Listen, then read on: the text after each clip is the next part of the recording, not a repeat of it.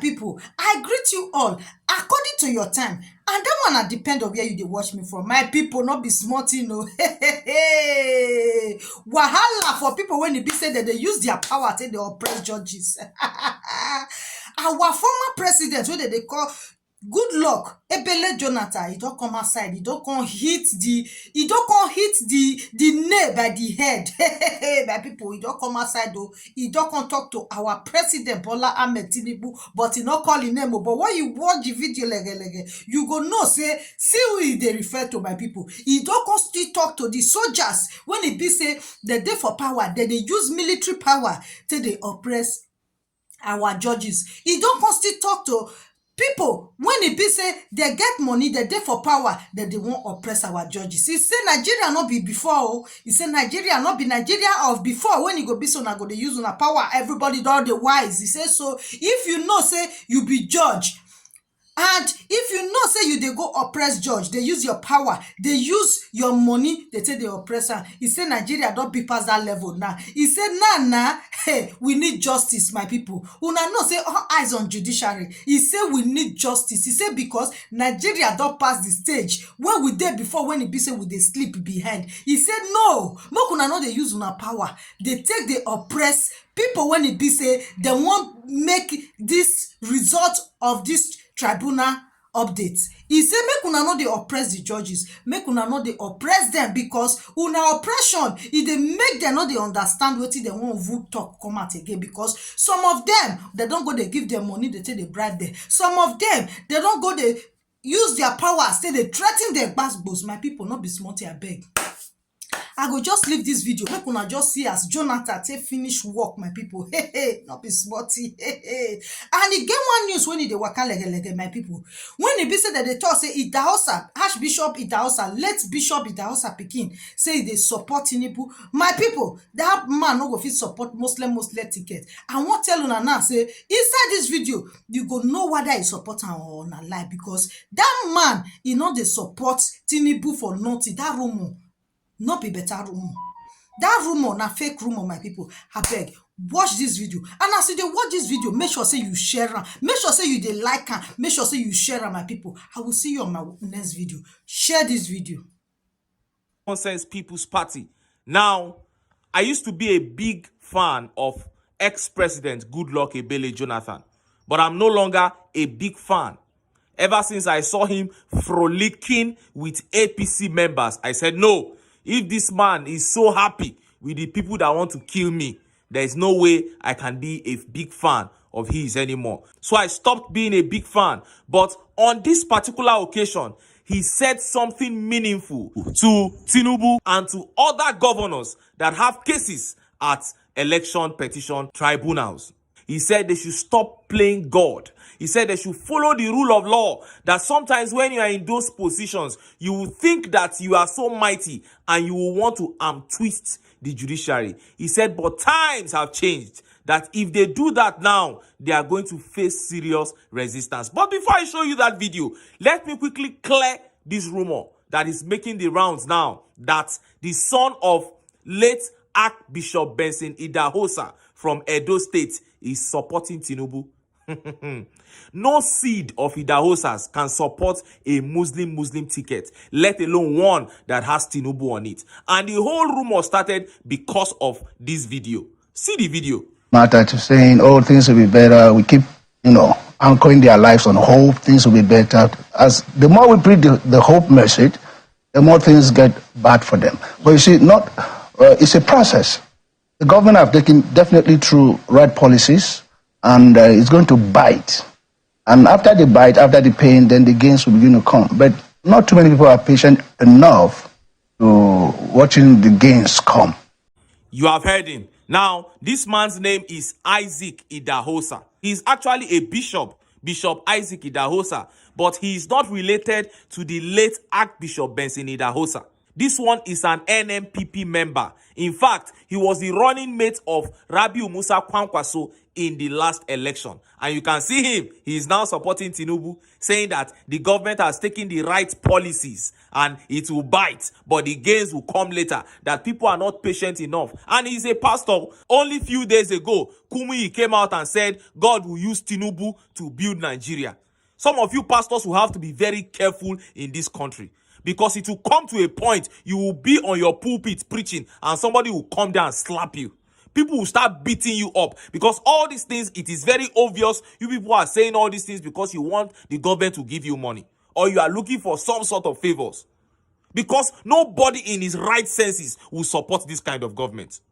And shout out to genuine men of God like Bishop Oyedepo, Dr. Pastor Paul Enenche of Dunamis, Pastor Buba, and a few others who always speak the truth to power. God will continue to bless and keep all of you. Now, let me show you the video of former President Goodluck Jonathan saying that those who have cases at the Election Petition Tribunal should not try to twist the judiciary.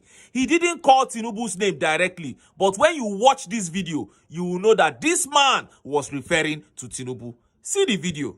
Let me use this opportunity to advise us who are politicians and those of us who are in the security services that while we are doing the job we are meant to do, let us not, because the judiciary is very conservative, try to blackmail them or squeeze them. Sometimes when we have political powers, we get blinded. They say sometimes your wisdom is consumed with confidence. When we bear the big name, president, governor, all the speakers and so on, we become so blinded, especially even in the security services. When you're holding certain positions, become so blinded, but society is changing and we must learn, we must admonish ourselves. And civil society is becoming very, very active. And certain things that probably we do and get away with it, we may not get away with it tomorrow. If we take laws into our hands and try to squeeze society, young people will react.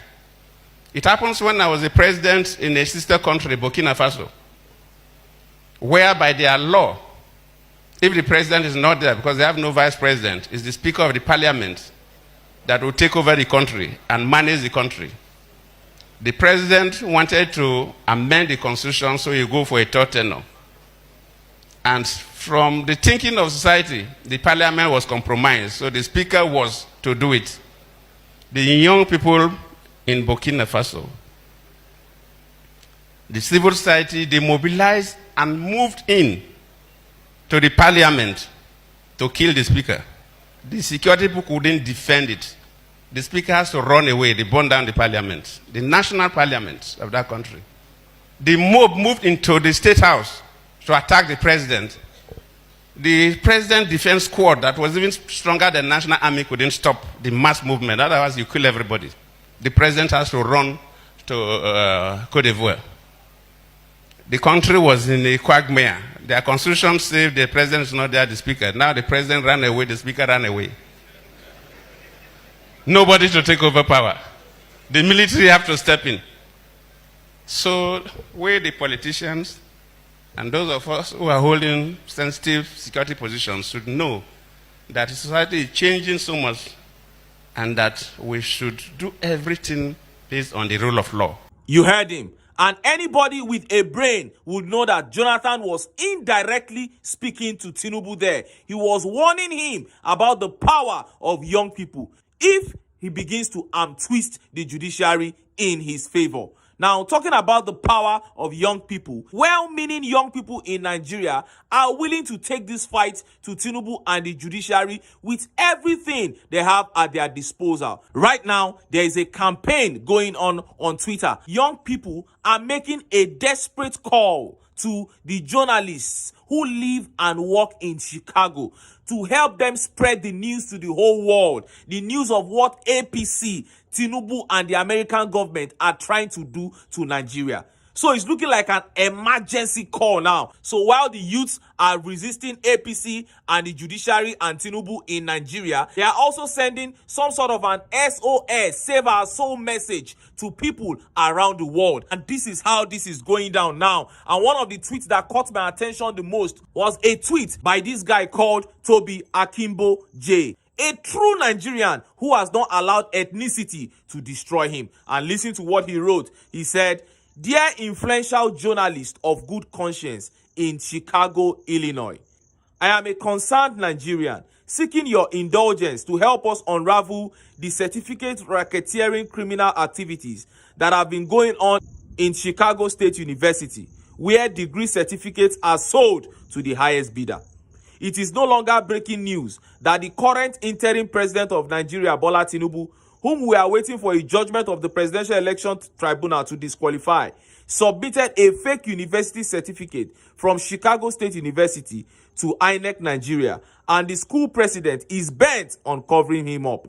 If you notice, at Chicago State University has locked their Twitter account. This is because all well-meaning Nigerians have been calling them out to know why they removed the 1979 yearbook from their ancestry.com account.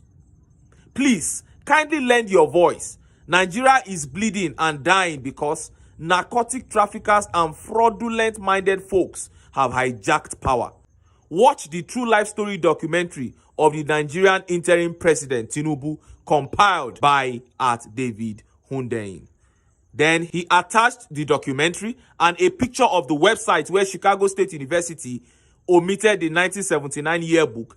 Then he tagged all the journalists working and living in Chicago, Illinois. I don't know how this guy was able to get their names, but just look at them. I tried to count Cheryl Burton, Ryan Baker, Andre Hannes, Diana Pathieu, John Plett. I got tired of trying to just look at the number. Look at the number.